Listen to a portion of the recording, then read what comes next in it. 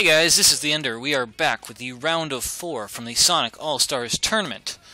In the round of 4, in this match, we have Mong versus Ssak. Both Terrans, both looking for that spot in the finals. So yes, I am going to cast this TVT best of 5, and yeah, I would feel bad if I left out a match as important as the the semifinals just because it was a Terran versus Terran. And besides, for all we know, the finals could be Terran versus Terran because we have 3 out of 4 players in the round of 4 are Terran.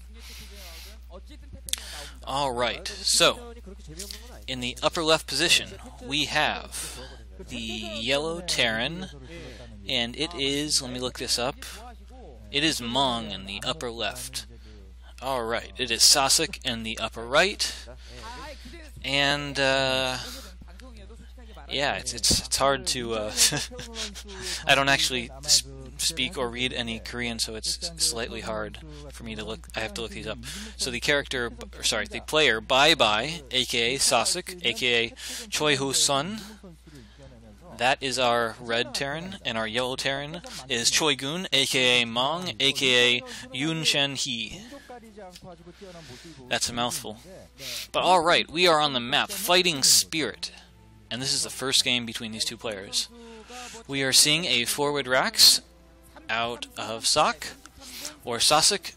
I'm just going to go with Ssak, because I like one syllable names, that's easier to say. But whereas in your other matchups, a forward Rax like that would be considered some type of cheese, and Terran versus Terran, that is not cheese. That is very standard. So we will usually see a single Marine produced, maybe more, but a single Marine. The Marine may scout, it may just run home, and the barracks will fly over and scout his opponent. And that's mainly because, you really don't need to make Marines versus a Terran. It's all about the mech. So completely standard. It's not a rush. It's not crazy. It's something that happens. I mean, of course, if you were to think of it as being sort of like a rush, I mean, if Mong happened to scout that barracks and it was not near completion, and his SCV was able to, to harass the SCV building that, then we could have some serious problems, because, you can't start your factory until your barracks is done, and once it's in the middle of the map, it's not all that easy to send out SCV reinforcements to it, so there is some risk. But, as it turns out, barracks is completed, it's all fine, and his scouting information is going to be slightly ahead when it comes to the flying barracks. And it looks like the barracks is already flying. What the... Oh, come on, that's just sloppy play. So as you can see, Mong's SCV got an SCV kill on Sakk's SCV building the factory. Of course, you don't have control on SCVs when they are building. They run to all kinds of random, crazy locations. Some, pretty close to the factory, but yeah, it's hard to control them.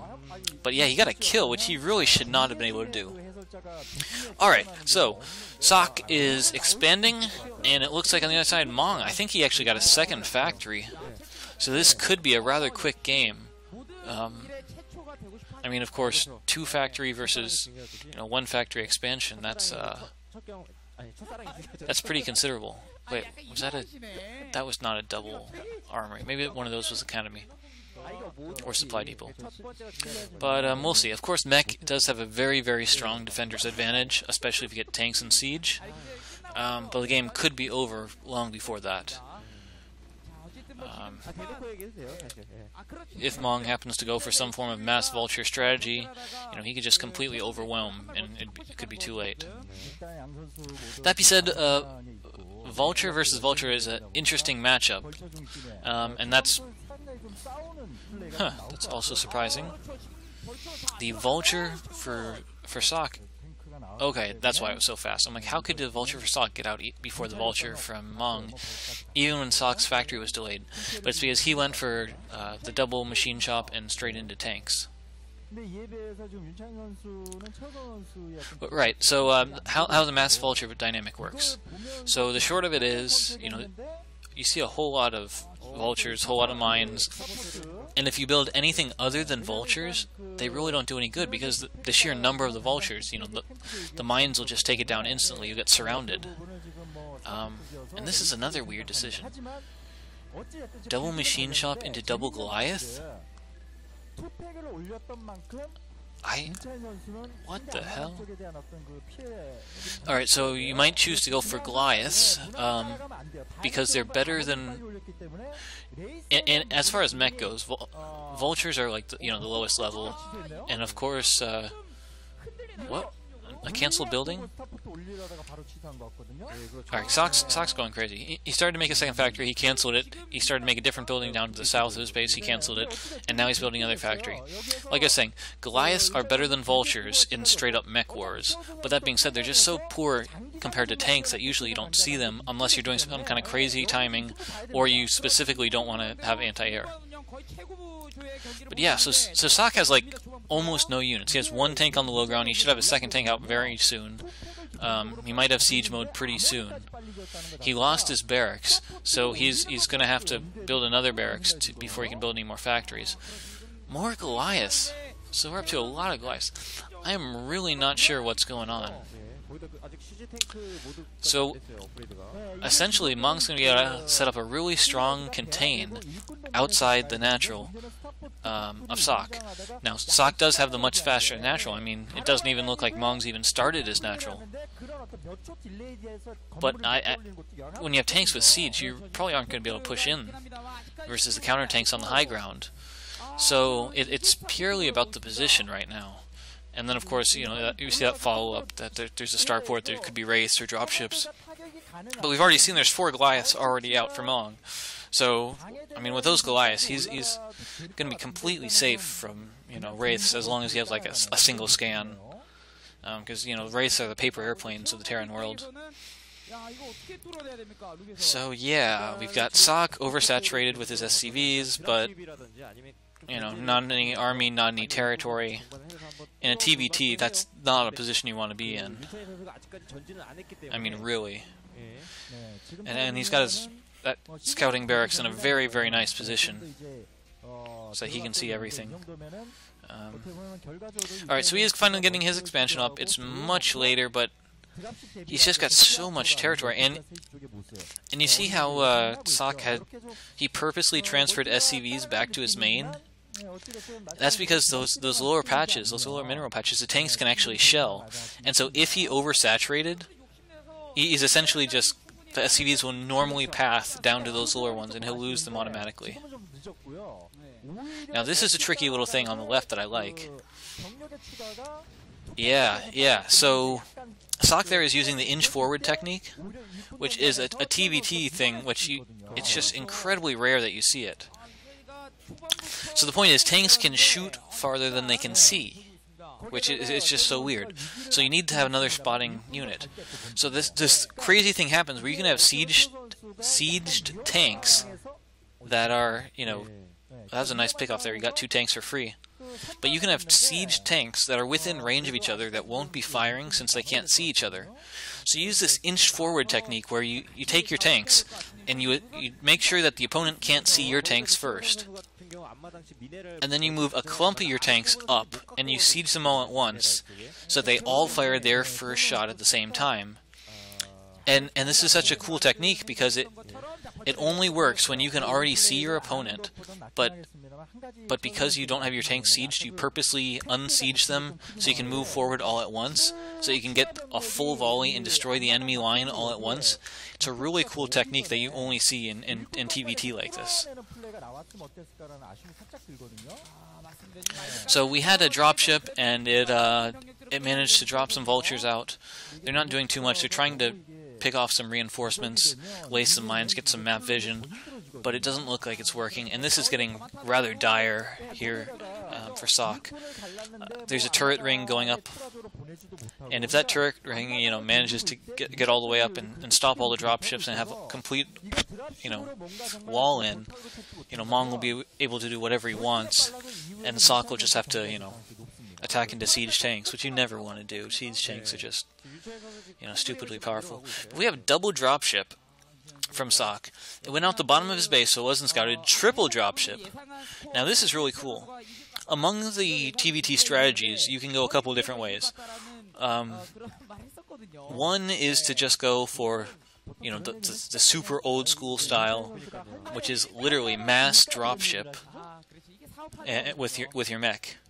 And this is really cool because it follows a bunch of crazy rules, like, you know, usually whoever unloads last wins. And it's just, you've got this entire mobile army that can't really, you know, yeah, you've got a mobile army, but it can't fire since they're entirely in the dropships.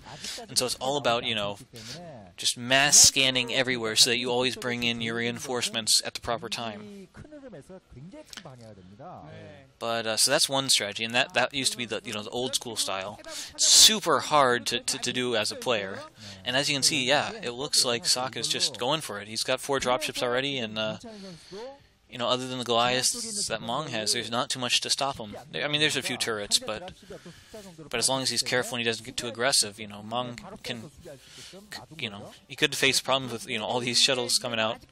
Sorry, not shuttles, dropships. And so here we have, it's like this multi-layered contain. You know, there's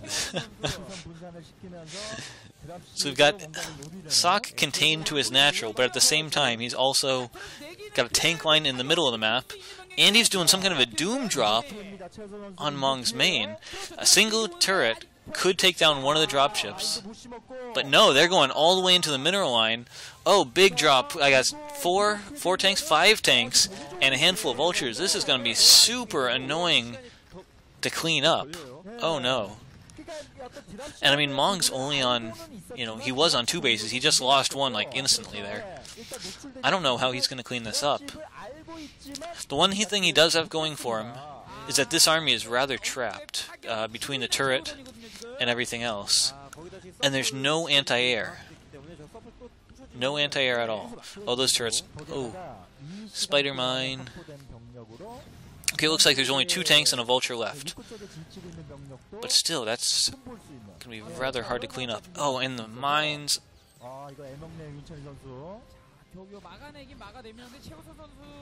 He's losing all his depots. The armory could be focused down. But man, at the same time, Ssak is still only using like 4 patches in his natural. Oh, he's moving into the natural too! I don't know how his army got here. Must have been those dropships again. But there's a random army, like, sieging down Mong's natural. Ssak is doing just a great job considering he's completely, in my opinion, contained in his base. But his army is on the other side of the map, and he is just taking out the SCVs left and right, getting these awesome positions. He got surrounded, so he had to unsiege. And there might be a tank on the high ground. Yeah, there is a tank on the high ground. Oh, but the mines! The humanity! Oh, and now Mong is just walking into tank range. Oh, but that could be a hero spider mine. Hero spider mine. Oh, seriously? Seriously. The camera pulls away right when we were about to have a hero spider mine. But it looks like that hero mine killed like 3 tanks. So Mong lives. He's just, I want to say he's been crippled. He's got some SCVs left, but not at the saturation he would like to have. You know, he lost some depots. He lost a lot of army trying to attack into that terrible position. And wow, 7 dropships from Ssak. He is really, he's doing stuff. And now with the army coming back, he's dropping his men. They're going to instantly clean up this contain. Wow, that's just so much army. And he's taking his 3rd base at the same time. This, wow. I'm gonna be honest, that was quite impressive from Ssak. Alright, GG.